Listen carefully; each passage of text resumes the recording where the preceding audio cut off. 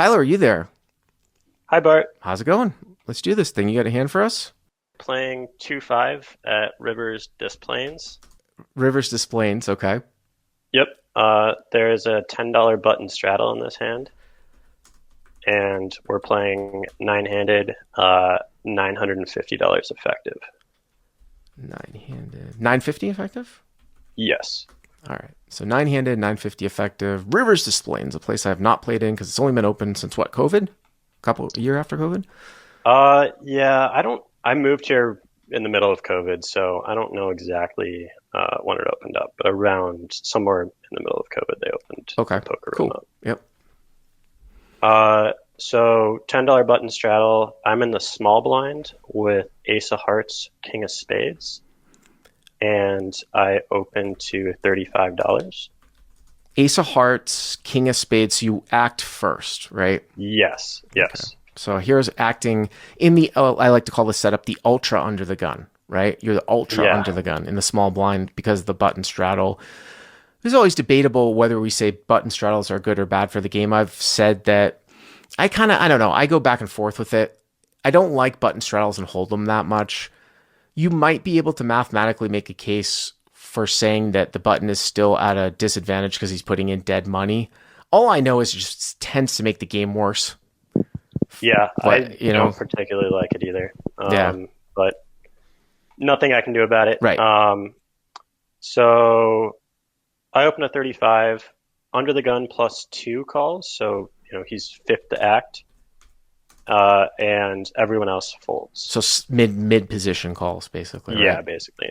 All right. So pot is 70 plus probably 15. Do they do a drop there or a rake or what? Yeah, It's a rake. $1 drop and 10% up to $6 rake. So it's probably 85 right now, something like that. I have 80 because 35. My 35 Mm. plus two is 35, Plus the button. and then the $10 straddle, and then the blinds basically go to the rake. Okay. So we'll go 80. Okay. What's the flop? Flop comes Queen of Hearts, Hmm. Seven of Clubs, Five of Spades. Queen of Hearts, seven of clubs, five of spades. So you totally whiff here. Yep. Hmm. I whiff. Villain, quick background on him. He was a loose Euro. Like he was aggressive in the sense that he would kind of put in a lot of money with, good but not great hands. But I hadn't seen him show down a lot of bluffs. I'd seen him float the flop maybe 5 or 6 times in the first 2 hours of playing with him, and then just fold to a turn bet. So I c bet here with the expectation that I'll barrel the turn, because I think his range floating the flop is just too wide. Now, I don't know if he or how many people are paying attention to this, or if you think that he's paying attention to this, but I would be if I'm in your opponent's spot, is that I would do much, much more barreling if it's close here, given the preflop configuration. Like I said, you're ultra under the gun. So Right. I don't know if you take that into account or how many. Is this game always button straddled or is it just once in a while? Just once in a while. Okay, well then that changes things because then people don't know. I mean, if you can take a step back and just think, let's say the game setup was 2-5 with a 10 straddle on the button all the time, and you actually Mhm. developed a game plan where you're like, well, what am I opening from the small blind here? It's not the same range I'm opening from UTG at nine-handed, right? In a two blind Right. format. I think ace queen off might be a fold. Yeah, I mean, it sounds nitty. Ace jack. I mean, people get on me because I said king queen off and ace jack off are opens in live poker, especially in drop and rake games because usually someone's walking, so it makes it eight-handed.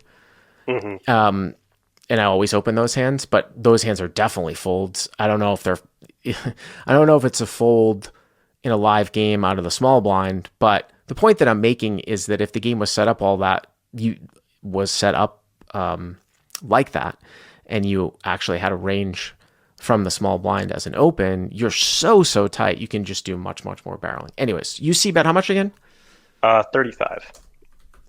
35 into 80, which is about 40-ish% of the pot. Okay.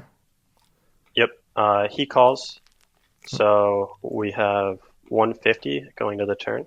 And you think that he's folding? You think he's floating a little bit too wide? Yeah, I think he's floating with probably all ace high, probably some king high, and then a lot of backdoors. So the turn is the 10 of spades. So we pick up a gut shot, and we now there's two spades on the board, and we have the king of spades. So we kind of block those backdoors. So turns the 10 of spades, queen of hearts, 7 of clubs, 5 of spades, right? Turns the 10 of spades. You pick up the gutter here to the jack. You already gave the backstory that you think he's like, calling pretty wide here. I mean, even if he wasn't calling pretty wide, this is probably almost always going to be a barrel here, right? Because, I mean, he's going to be forced to fold out anything that interacts here, like the 7x, 8s, and 9s, and all that stuff. I mean, he's going to continue here, obviously, with a queen, or he needs to continue here with a queen. But I mean, it's a disconnected overcard to second pair that gives you extra equity, and you're in a tight configuration. So yeah, for sure. I agree. What would you have done with a 9 though, or an 8 on the turn? I think I still would barrel, just given kind of what I said about him floating too wide, but I think it's a lot closer. Well, I don't know, man. I mean, I think that I was going to say you could barrel the turn, but you're going to have to set up a triple barrel across bluffs, across rivers. So how often are you getting a fold on the turn if it's a 9 or an 8? When you think about what hands to connect with this board that he's calling the flop with, I mean, what are you going to get a fold from like 4 or 5 suited? Again, if the turn's like a 9 or an 8. So, we look at that and we were like, oh, that's not a great barrel card for us, and it's not. But you can take a tight configuration and bluff it across 3 streets, but you got to plan to bluff it across 3 streets. Most of the time, I'd be doing a lot of checking on 8, 9, 6, and stuff like that. Obviously, that didn't happen. It's a 10. It's a good card for you. What kind of sizing did you use here? Yeah, so I go 110 into 150. So that's about 2/3 the size of the pot. Now, a lot of times here, this is an overbet or a full pot to overbet here on the turn, as I'm seeing people in the live chat here said, where you could go like 150 to 200, something like that. This one it always sets up when you go 2/3 on turn, it kind of sets up some interesting river scenarios, because a lot of times if you go 150, 200 and you get called, there's a lot of give ups at the end when you overbet turn. Right. But then when you take this type of sizing, you're sometimes left wondering, you know what I'm saying? Like when he calls again. Yeah. And also too, I will note that I always like to look at the backdoor, the distribution of the backdoor flush draw here. So, what's possible, what backdoor spade draws could be possible here. He could have 7x of spades. He could have queen x of spades. Can't have 5x of spades. Obviously some straight draws here with these, with the backdoor spade coming in. But okay, so you go 110, okay? Yeah, and I think if we do overbet this, I think he's probably supposed to fold out like queen x without, a spade draw, and I just don't see that happening. Like queen jack? Or I think, like queen jack's probably indifferent at that point. Right, but you're saying that it just doesn't happen. The reason why you get to bet, and that's a good point, the reason why you get to overbet is because it assumes that the right ranges are getting folded out, right? Right. So again, I know my boy Nate is in the live chat and he loves to talk about node blocking. And again, with the AI work, if you put in queen is never folding to 1.5x, then it might not be 1.5x, right? As the bet. Right. Yeah. So he calls again. He calls again. Okay. So we have 370 going to the river. Yep, 370. And okay. The river is the 7 of diamonds. So it pairs the board. So queen, 7, 5, 10, 7. This is what I was talking about, where sometimes you're kind of left guessing here sometimes with I mean, you didn't go small, but if you bet like half the size of the pot on the turn, I mean, you still went 2/3. When you go 110 on the turn, it really should fold out the 7x here and some like the 5x and all that stuff. So I agree. I wasn't sure if he would be calling with 7x, except 7x of spades. I think he definitely calls. But take out the 7x of spades, and I guess the question here is that when he called the turn, you think his range is going to be Queen X here and hands that picked up backdoor spades for the most part? I think he can have some 10x. I think he probably floats flop with ace 10, and then calls the turn. Okay, And yeah, so you I think think he he can might have have some draw. 10x here that hit a pair. Okay. Yeah. Now, Uh, on the river here, though, I don't know. I mean, if you don't think he's ever folding Queen X here, I don't think this is necessary. I don't know how much 10x is going to really work into that, because at least now you can find some hands that he might fold at the end if he had some 10x that floated the flop. If he didn't have any 10x that floated the flop, then you're really left with some misses here and just Queen X, right? For your yeah. opponent. Yep. And if that's the case, then it has to be a check, right? At the end. I agree, and so Yeah. I do check. Okay. Maybe And you could make an argument to me if you think he ends up with some 10x here that might fold off, that you maybe bluff. But I think the whole idea of this is that, again, if someone were to triple barrel here and use some sort of crazy sizing, it's got to assume that some of the Queen X is going to fold out. So hero checks. yeah, hero checks, Uh-huh. and villain bets 110, which is, around 30% pot. You said this guy was a Euro? He was a Euro, but not like a good Euro. He was definitely a there's losing plenty of those. player. There's plenty of those. Yeah. Yeah. So he bets 110, so less than 1/3 of the size of the pot here, right? Yes, and I had seen him do this 4 or 5 times already, and each time that it showed down, he had some like very marginal hand that he was just trying to eke a tiny bit of value out of. So I think, Before you, so it's interesting here because you think you're getting taken to value town here because of the small sizing, right? yeah, You think you're getting towned here by like king queen, that because he doesn't think you're like checking like aces or kings or something, right? I think any queen he would bet here. Now, what if he had bet like 300? If Or he like bets pot. 300, I'm just snap folding. Well, I mean, could you ever find a call some of the time? I don't think so. I hadn't really seen this guy bluff, and at these stakes, I assume they're not bluffing rivers until I see it. Just one thing of note here too, the combo of your ace king is not the best one. I think the fact that you've got the king of spades in your hand is bad for bluff catching here, right? I was talking I about agree. floating on that stuff. It kind of sounds like to me though, that you're thinking about doing something else here. Because if you're saying that you think this guy's squeaking out some value town stuff, then are you thinking about raising here as a bluff? Yep. My immediate thought was to fold, and then I started thinking about it, and I just think that his, full houses or his trips are going to bet bigger, and this is just a weak queen almost always.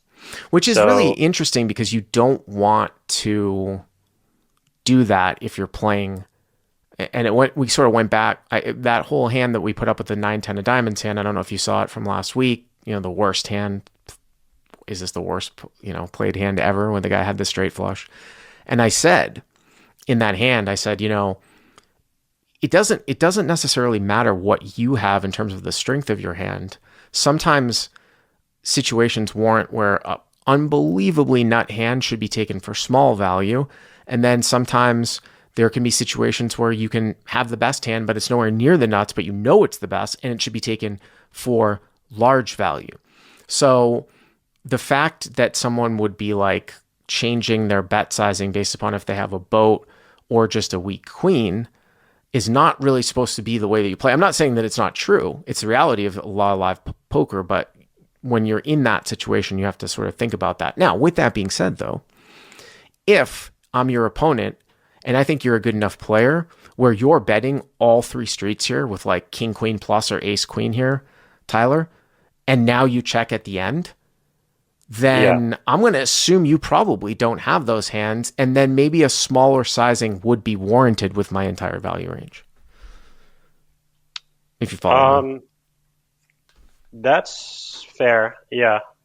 I think that makes sense. Obviously you don't give this guy that type of credit. I'm just, but theoretically I agree with you. Yeah. So what did you do here? So I raised to 550. I debated between that or a jam. I think jam is around 750, maybe 700. I mean, this was more of a live feel type of thing, I think, for you on the river here. You know what's funny here is that where you could really get a guy somehow is if like you had a guy squarely pegged that he would try to make thin value bets at the end, and you felt like you could actually get more value if you were to unblock the queen and like check raise the river here with aces or kings. It's a very hard thing to implement though in live poker. Like, could you take this line with aces and kings and play it this way? Because you think, that, you know what I'm saying? Because this guy's betting off like queen X so much. So, you know, whether you're supposed to take ace king here and do this or not in your specific combo, I don't know off the top of my head. Have I been in situations where it's pretty rare? I got to tell you, it's pretty rare in live poker to be in situations where a guy bets so thinly that you can just basically turn a hand that you were going to fold and just bluff with it because you think that he's going to fold enough of the time. And the reason why I say that is because people just check behind with usually those hands so much, you know? Right. So. Yeah, immediately after I pulled the trigger, I was like, oh, this feels like a punt.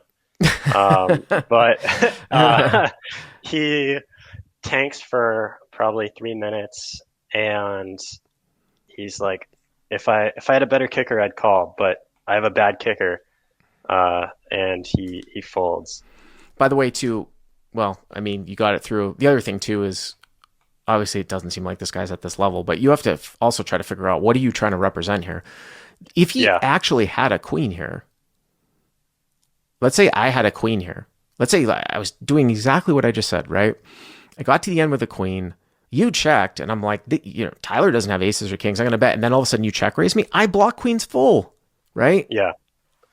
Yeah. I mean, I guess you could have tens full for the same reasons you might try to take me to town with like aces and kings, but. Yeah, I don't think I thought through in the moment enough about what I was representing. Yeah. And if I had, I don't know if I would have made this raise. Mm-hmm. But I do think I can have tens full. I can have sevens full. Like you said, maybe quad aces sevens. And kings. Quad sevens. Quad sevens. Sorry. So did you ever see what he had, or he just mucked it? He just said he had a queen with a bad kicker. Yeah, I mean, I believe it. I mean, just to sort of sum this one up, though, too, you actually might have a hand that can call against larger sizing. This is really funny, right? Like, the more you're sizing, the more the guy sizes up for sizing, the more polar he becomes. And you might find some calls here with ace high, depending on the combos of your hand. But here, it might not be profitable to call, right? Right. because you've got like this whole range of hands in here. Thank you very much for the call, Ty. Appreciate it.